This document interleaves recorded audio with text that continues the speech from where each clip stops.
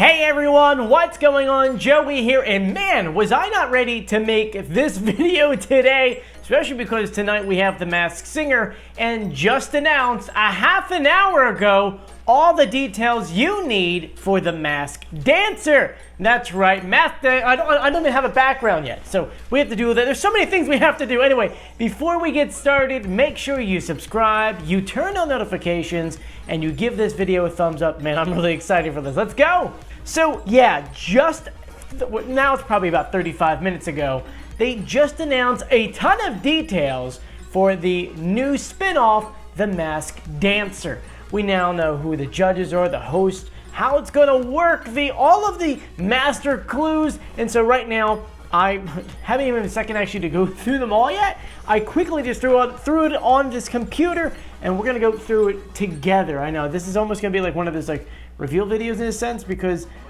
this is the first time I'm actually reading all the information. So first thing we learn is that it is going to premiere this year. We thought that maybe they might wait until February, maybe they were just kind of filming it now. That way, if the pandemic gets worse, they would have something ready to go, but no.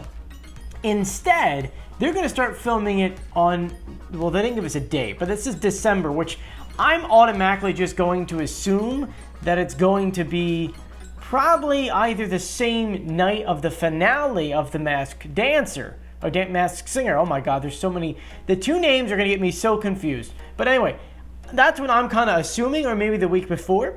We did learn that our new host is Craig Robinson. For those who don't know, he's done like Hot Tub Time Machine and other things, such as probably one of my favorite TV shows, The Office, which my TV right now says, are you still watching The Office? I paused it because to record this video, we learned that we're gonna have some really good judges. Ken is coming for this version of the show, which makes me happy. We're also getting Paula Abdul, who you may know from American Idol, Brian Austin Green, who was literally just on the show right here as the giraffe a few weeks ago, and Ashley Tisdale, who, I mean, for anyone who grew up as a Disney person, Ashley did everything for Disney, and I will always have High School Musical stuck in my head.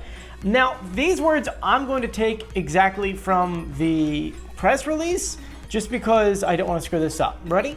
This is the words from Fox explaining the show. The Masked Dancer will feature celebrity contestants shaking their tail feathers while covered head to toe in elaborate costumes and face masks, leaving audiences to guess their identities. So pretty much same concept, except instead of singing, it is dancing.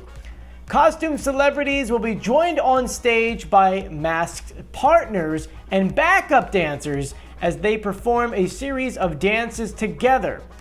So this is like a big merge of The Masked Singer and Dancing with the Stars, which is kind of like a really nice, it really is a merge. Keep in mind that the executive producer is the executive producer for both of them, so this really is just them like cramming them both together, which is kind of cool. In the kinds of dancing they will do, it includes hip-hop, salsa, jazz, tap dancing, and more.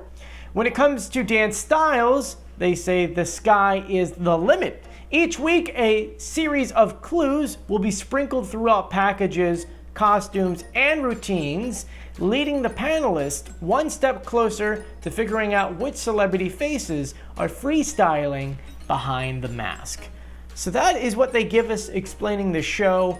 A lot of details. It still seems like we're still going to be able to do what we do on this channel. Now, there are more things I want to go over, including the master list, but before we do that, I know a lot of you guys are asking me, how will you still do this show? Easy. They're still doing clue packages, which means that they're still talking with that voice pitched up, which we could still pitch correct. And most importantly are the clues. I mean, if you notice, it seems like the pitch correct winds up just being like a confirmation of our guess, because we go through so much with the clues. A lot of details, really, I mean, it takes about like 6 to 7 hours just to do one of those reveal videos to get all the clues together. So we're still gonna go ahead and do that with the pitch correct, the clues, and we'll still do that on this channel. We don't have a number how many contestants there are, but it almost looks like there's maybe 12. And if we kind of do the math on that one, it looks like this will put us through at least, we're what? January at least, till March, which makes you wonder whether or not there'll be another version of the Masked Dancer coming on, Masked Singer. Once again, that's so confusing. Which makes you wonder, does that mean we'll get another version of the Masked Singer in March or February? I don't know how they're kind of pacing out these shows, but it does make this very interesting on how they're scheduling out these shows. Now, the only other thing I wanted to share with you is the master list of clues. Combined, the contestants competing on The Masked Dancer have more than 38 million albums sold worldwide, so that is someone who obviously, big singer. They have 20 Emmy Award wins, so a big actor. 20 Grammy Award nominations, so a big singer. We're getting a lot of big names on here, right? 10 world dancing titles, so there are professional dancers on this show, which is great. 5 New York Times best-selling author titles, so we have a writer on here.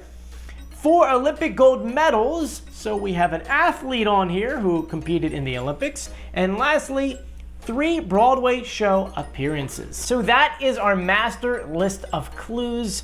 I'm really excited for The Masked Dancer. What do you guys think? Are you excited? I do want to say one thing.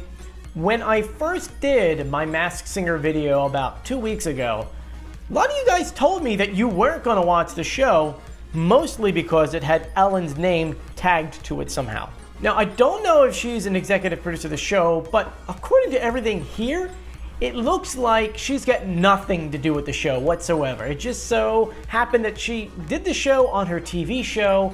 It got very popular. People liked it. Fox went ahead and purchased, I don't know if they purchased the rights or whatever it is to use that here. Interestingly enough, though, it's different than The Masked Singer, which is kind of what she played off on her show. So I don't even think that she has anything involved with the show whatsoever. So don't go ahead and be like, oh my gosh, Ellen's name's it. No, it's not really. She's got nothing to do with the show. She's not even going to be on the show. It's Craig's thing, you know, just like we have Nick on The Masked Singer. Now we have Craig over here. And I know a lot of you guys are also saying, who's Craig? Craig is hilarious. Seriously, Google some of his things. He's done so many goofy things online, and he's so many good movies and TV shows he's done. I promise you, this is going to be great for you guys. Now, anyway, I want to thank you guys for joining me. Now, if you haven't done so yet, make sure you subscribe, you turn on notifications, and you give this video a thumbs up. I'm Joey. I'll see you later. Bye.